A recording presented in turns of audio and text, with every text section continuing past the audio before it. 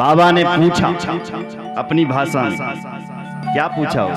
कथम रोदसी विप्रत्वम काते चिंता बलीयसी वदत्वं सत्वरं मह्यम स्वस्य दुःखस्य कारणं वदत्वं सत्वरं मह्यम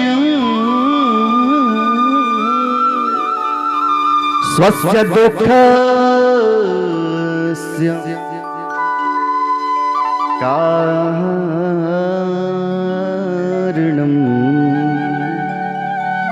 हे ब्रह्मन, हे ब्राह्मण, त्वं कथम रोदसी, तुम क्यों रो रहे हो? कहां से आए? क्यों तुम्हारे आंखों में आंसू है?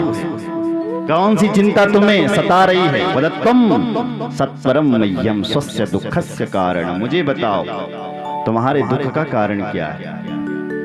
तो तब ब्राह्मण ने कहा, हे गुरुदेव, हे बाबा जी, मैं अपने पूर्वजों को जल देता हूं तो मेरे पितरों के आंखों में आंसू आ जाते हैं।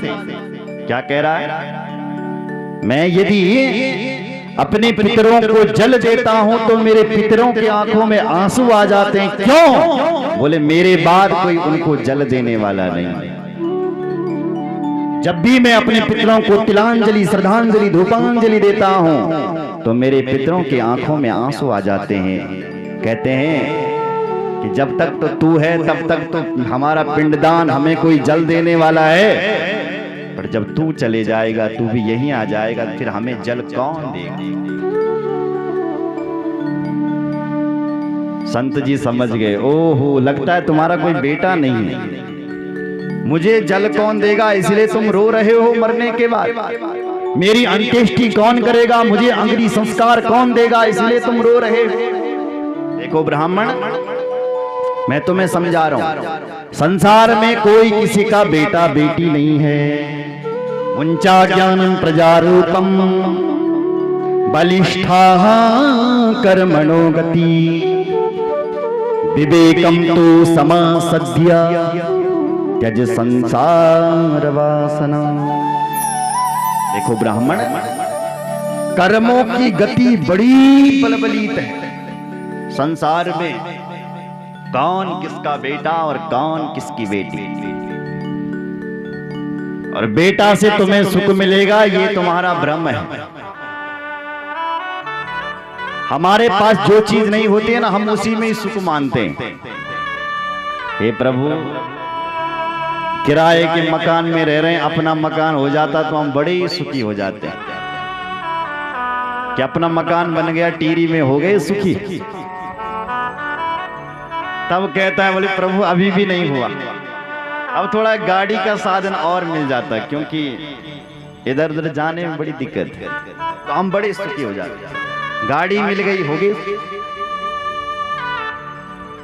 तब कहते हैं गांव में भी एक और मकान बन जाता तो सुखी हो जाता। जुटाते रहो जितने भी साधन, पर सुखी कब हुए पता नहीं चला, क्योंकि इन चीजों में सुख है ही नहीं। और बेटा बेटी में तो बिल्कुल नहीं। कौन किसका बेटा? जानवरों के तो दर्जनों पुत्र होते हैं, दर्जनों बेटा होते, कौन किसी को सुख करता है? और ब्राह्मण देख, इधर देख मेरी ओर, इतिहास पढ़ा होगा या तुमने सुना होगा, संतते सगरो दुखा मवापंग पुरा तथा रेमुंचाद कुटुंबासा सन्यासी सर्वथा शुकम। राजा सगर का नाम सुना होगा। सगर के 60,000 पुत्र हुए थे, पर कौन से पुत्र ने सगर को सुख किया? पीढ़ियां लग गई सगर की उनके उद्धार करते करते, तब जाकर के गंगा मां के प्रताप से उनका उद्धार हुआ। महाराज अंग का नाम सुना होगा। अंग तो बहुत बड़ा धर्मात्मा था, पूजा पाठ करने वाला था, लेकिन उसका कोई बेटा नहीं हुआ तो उसने यज्ञ किया, बड़े बड़े यज्ञ किए, एक बेटा हुआ। ऐसा दुष्ट निकला कि पिताजी को लात मारता है। पिताजी को ही घर में बजने लगे, लात मार लगे, लात। इसलिए बेटा बेटी से तुम्हें सुख मिलेगा, ये तुम्हारा बहुत बड़ा अज्ञान है। छोड़ इसको। रे मुंचा ज कुटुंबासा, कुटुंब की आशाओं को छोड़ और सन्यासी सर्वथा सुखम। मेरा जैसा बाबा बन करके देख, क्या आनंद आता है। बोलो जय श्री राम। ये बात जब संत जी ने, उस बाबा ने कही, तो ब्राह्मण पढ़ा लिखा था। ब्राह्मण बोला, ए बाबा इधर सुन, तेरे को पता ही क्या है रे कि बेटा बेटी का सुख क्या होता है? तुम क्या जानते हो बाबा बैरागी? अरे ग्रस्तास्त्रसो लोके पुत्र पौत्र समन्विता। जिस गृहस्थी के घर में बेटा ना हो उसकी कोई शोभा नहीं होती है। यदि घर में हमारे यहाँ बेटा और बेटी है तो उसी घर की ही शोभा है। इसलिए घर की शोभा तो बेटा बेटी से। जब छोटे छोटे बच्चे मम्मी मम्मी पापा पापा कह करके बुलाते हैं तो कितना बड़ा आनंद आता है। अरे मेरे कान कब से उस तोतली वाणी को सुनने के लिए तरस रहे हैं और तुम कह रहे हैं कि बेटा में कोई आनंद नहीं। तरस रहे हैं मेरे कान।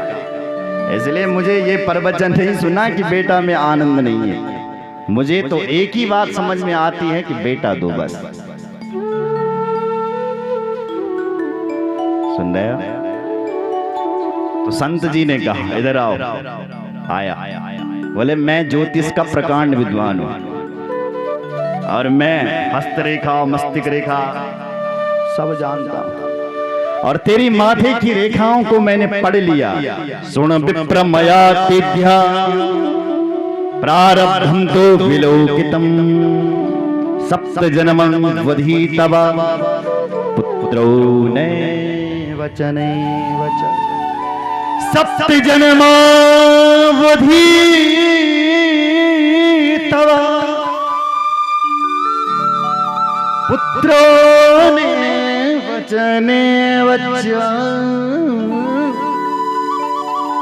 पुत्रो ने वचन ने वचन। हे ब्राह्मण, मैंने तेरी मस्तिष्क की रेखाओं को पढ़ लिया है तो इस जन्म की तो बात छोड़ दे। सप्त जन्मा 7 जन्म तक तेरे भाग्य में पुत्र का सुख लिखा ही नहीं। जा। अब वो ब्राह्मण फिर से जोर जोर से रोने लगा महाराज। कपाल अपना पटकने लगा, दाढ़ दाढ़ दाढ़, और ब्राह्मण का खून निकल गया, रक्त बहने लग गया। संत जी ने कहा, अरे भाई तू क्या कर रहा है, मर रहा है? बोले महाराज मैं तो एक ही जन्म में मरने के लिए आया था,